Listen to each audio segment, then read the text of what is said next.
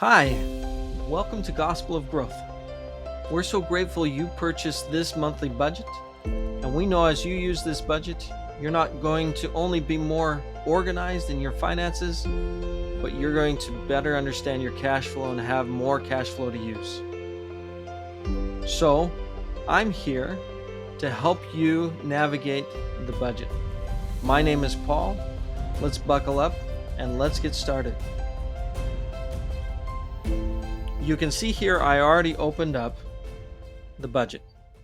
The first thing that you should do is make sure that you save a copy of this as the current month that you're using. That way you won't have to go back and delete all the information to enter your new budget next time. So first thing we're going to do is we're going to go up to File, Save a Copy, and we're going to browse. And I'm going to save it. I already have where I want to save it as the monthly October. There we go. And I'm going to change January to October. Now, other than that colored cell, you cannot type in any other colored cell. If you try to do so, you're going to get an error that comes up that says it's a protected sheet. That's to protect all of the calculations and formulas that I have created in here. But you can change the date as far as the month. You can also change anything that's in a white cell. Now, this is the dashboard. Let's talk about the dashboard here real quick. These three graphs here kind of look funny right now because you have no data entered into your spreadsheet. So as we fill out our budget, you're going to see some graphs show up here, and we'll explain those as we go. On the left here, you have your overview. This is the overview of all your summaries of your budget and your actual expenses. The rollover is what you expect from the previous month to roll over to this month. The actual is what you actually had roll over from your budget. So you have two categories, the budget and the actual. The budget obviously is your budgeted items, things that you think that you will either receive or spend. The actual is what you actually receive in cash and what you actually spend. So you have your incomes here and then your expenses. As we go down, you can see also you have some green categories here, income and savings. The income is anything that is incoming in cash. That means paychecks, any investments, interests that you may earn, gifts that you may receive, anything that you're receiving, bonuses, whatever it might be. Savings, on the other hand, are things that you're paying yourself for, things that you're saving for in the future. Now, these may go into your bank account, but they're not for you to use until you've raised enough for the category you're saving for. For example, these may be your savings account, or they may be for a new car, they may be for new tires, furniture, they could be for a vacation, whatever it is that you're planning on saving for. And then you have your bills, expenses, and debts. These are all your expenditures. These are separated to make it easier for you to be able to see what you have. The bills, for example, are bills that are due every month. These are ones that you can predict. Internet, mortgage or rent. They could be your utilities. They could be your cell phone bills, whatever that is. It could even be, say, a bill that you have monthly to go to a gym to work out, or a Netflix or Amazon Prime, or whatever that might be. Your expenses, on the other hand, are ones that are not necessarily known expenses, but you know you're going to pay in that category for those. For example, those might be groceries. You don't know exactly what you're going to pay in groceries, but you do know you're going to buy groceries. Dining out, school supplies, vacations, whatever it is that you are spending toward, transportation, that you have a budgeted amount and then you work towards making sure you fall within that budget. The debt is slightly different from the bills because those, though they could be technically bills, and they are, but they have a different category. For example, these are long-term debts that you might be paying off. Could be a car loan Could be credit cards. It could be a student loan. It could be whatever that might be, medical bills, whatever you have that are long-term debts. Those go in those categories. Below, if we scroll down, you can see that this is the registry. This is not part of the budgeting, but this is part of the actual amounts that you pay or receive, the transactions that you have. And that's our budget. So let's get started on this. The first thing that we want to do is we want to start here at the rollover. I expect from last month I'm going to have $300 roll over from the last budget. Now I'm going to go to the income here, and you can see that if I click on here, it says select a category.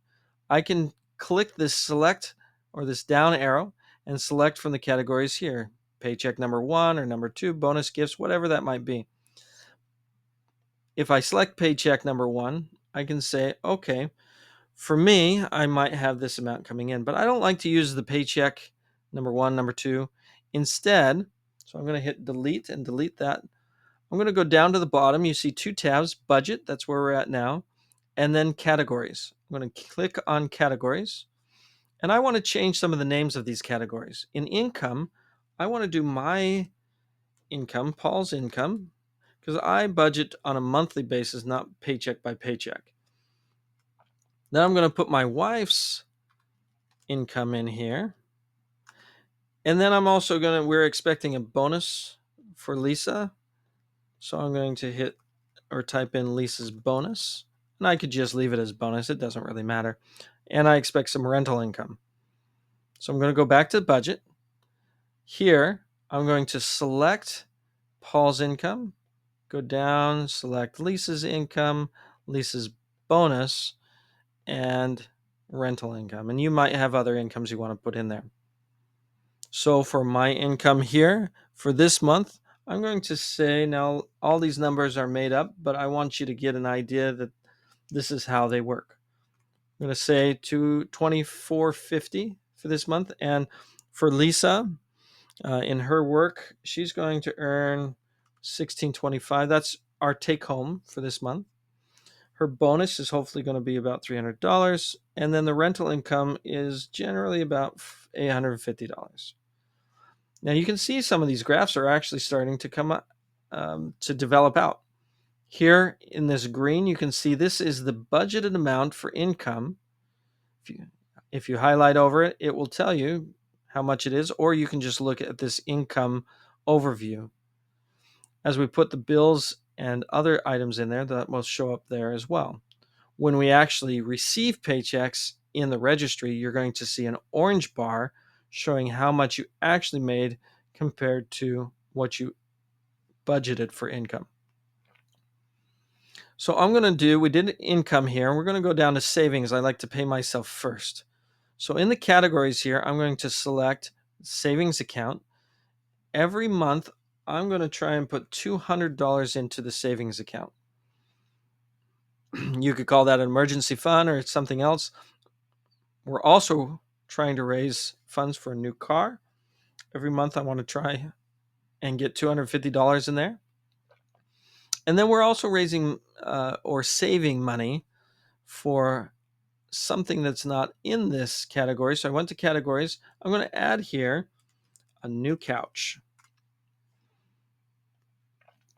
So I go back to my budget. I click on new couch, and we're going to put $100 a month in there. Now we can see up here on our graph, we have some savings, we have some income. Now we're going to go to some of the bills. You see that there's several check marks here.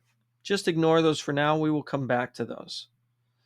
But in these categories, I'm going to pick the internet because I know that one's coming first on October 1st, and that's $99.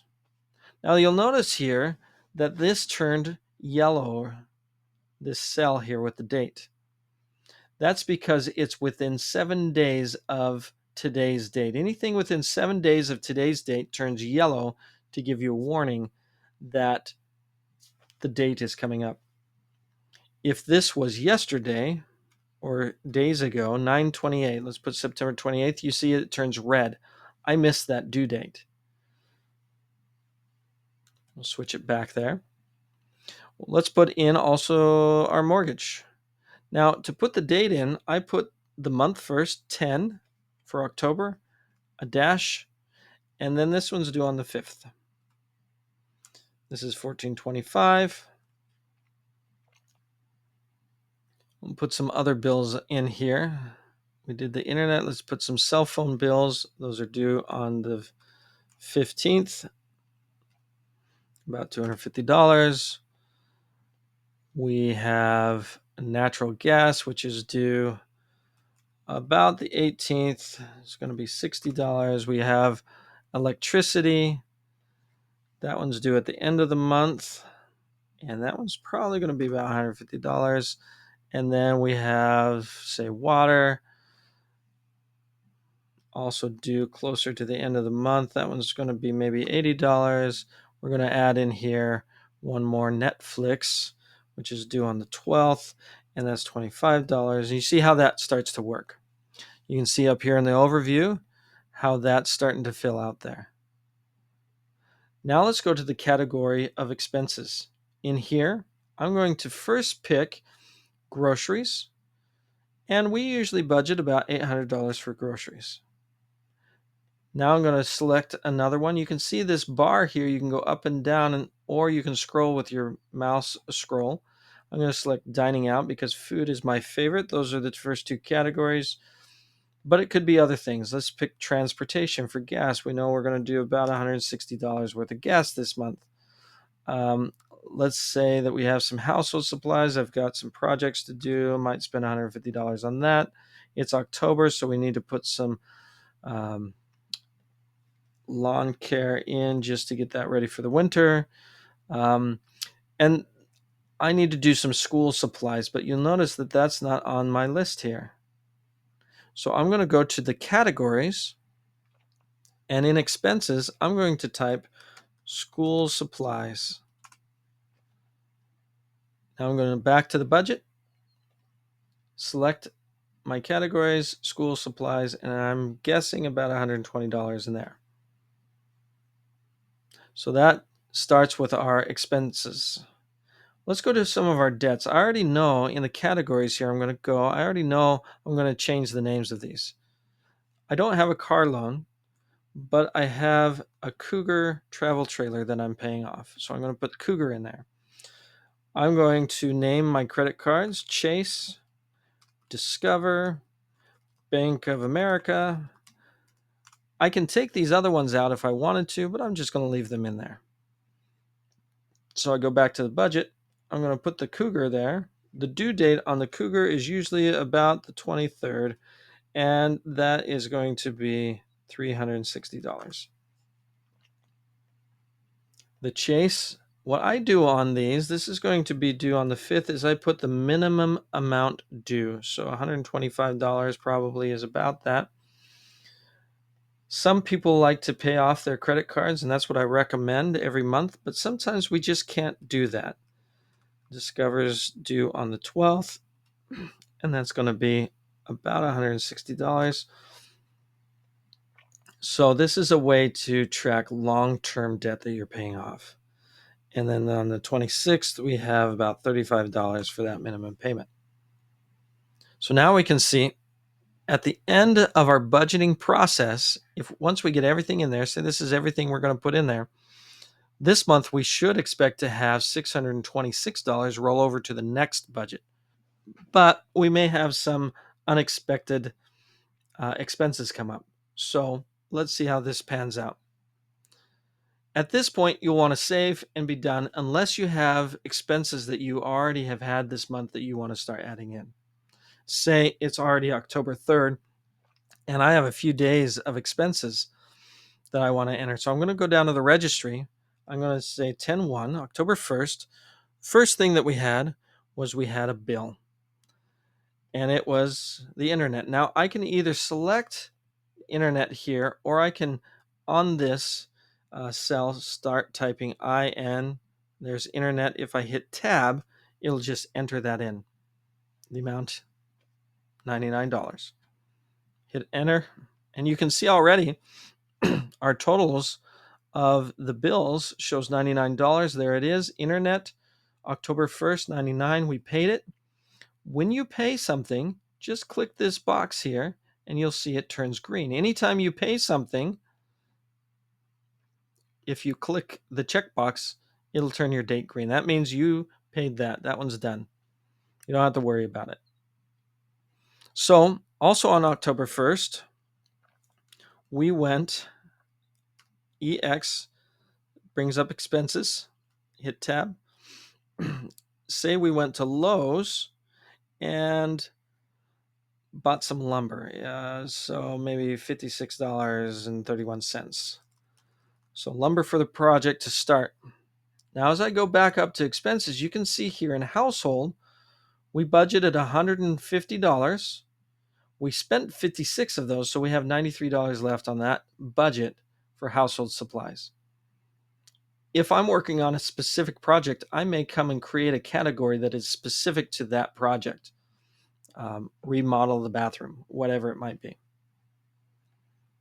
On October 2nd, we went grocery shopping and spent $152.35 on groceries. And now you can see here, here's our grocery budget, $800. We have $647 left. Now, if we come up here, we can see these are starting to fill out as well. The middle column here shows what you have actually spent. Now, you'll notice that we're in the hole here because I made a mistake. If you come back here to the overview, what actually came over from last month is not entered, only the budgeted amount. So from our budget last month, we actually had $362, which was better than we expected. Now what you see here is that added how much money that we have left to spend based on what we have budgeted. If you look at your overview again, the actuals, we have a rollover of $362.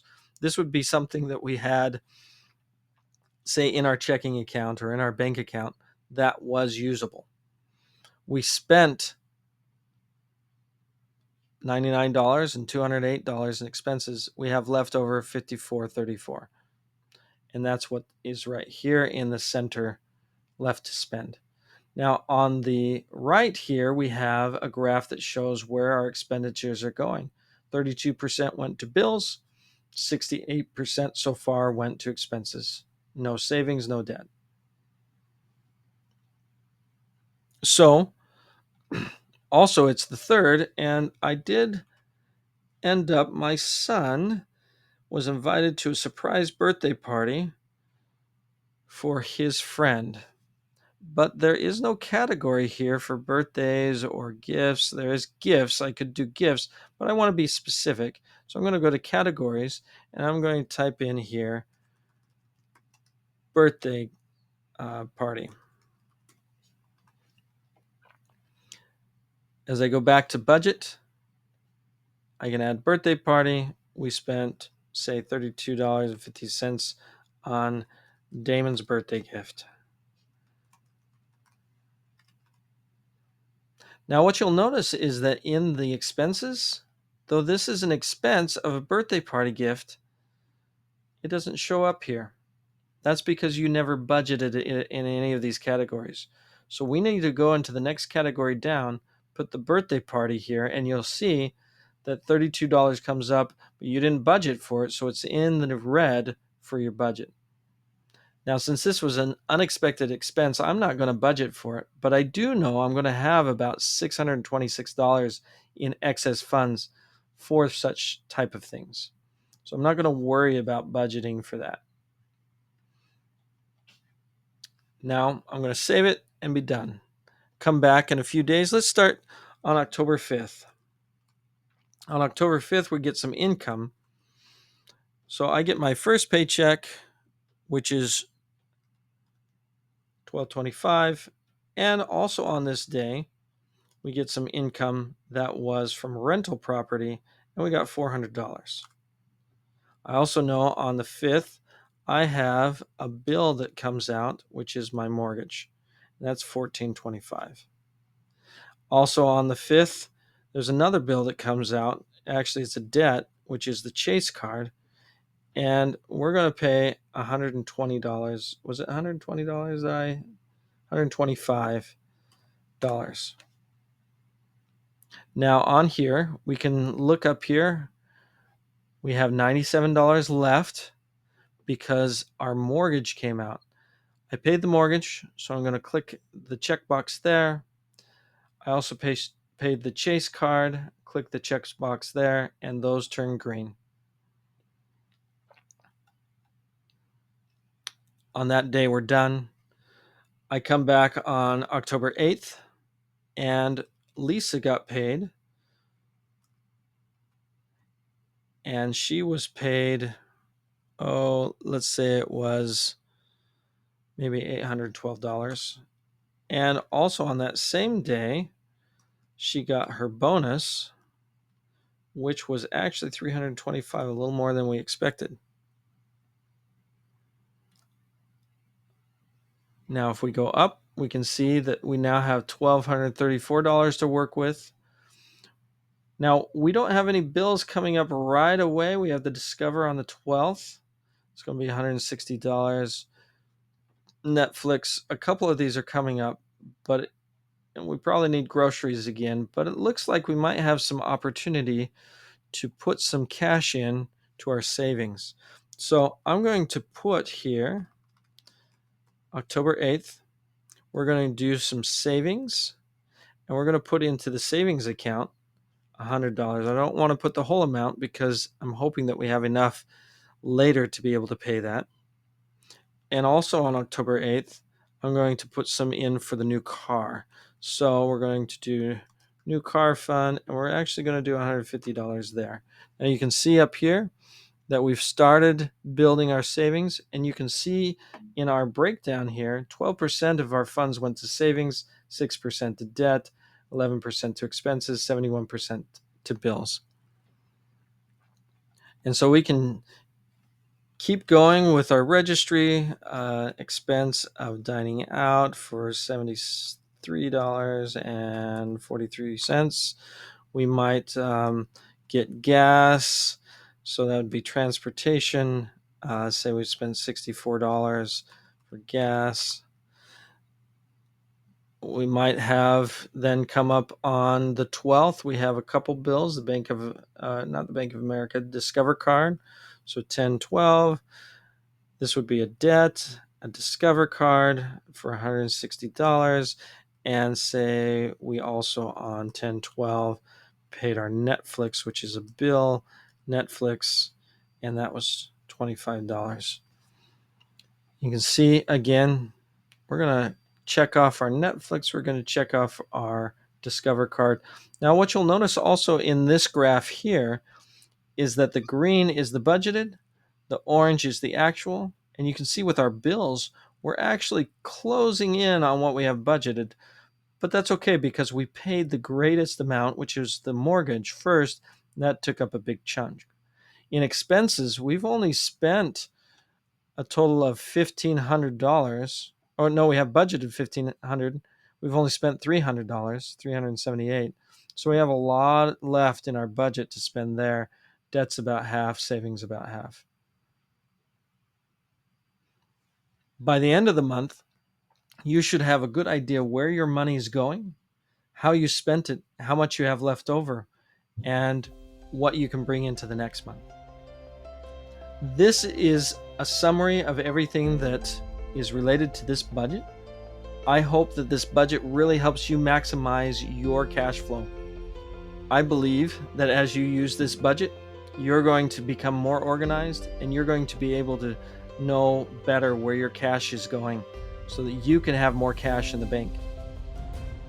Thank you again, and enjoy your budgeting experience.